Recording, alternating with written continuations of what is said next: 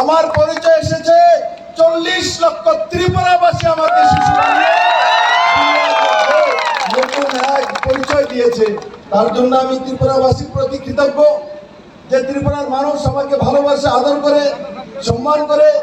আমি আপনাদের কাছে চিরকৃতজ্ঞ। আমি লোকসভা প্রার্থী। আমি আপনাদের কাছে সবার কাছে আশীর্বাদ চাই। সমস্ত যুব মোর্চা, মহিলা মোর্চা, সমস্ত কার্যকর্তারা আর বিশেষ করে বিশালগড়বাসীর কাছে আমি নিবেদন করি যে এই নির্বাচনে নরেন্দ্র ভাই মোদীকে এই লোকসভা সিট থেকে, পশ্চিম লোকসভা সিট থেকে ত্রিপুরার মানুষ রেকর্ড করে ইতিহাস সৃষ্টি করে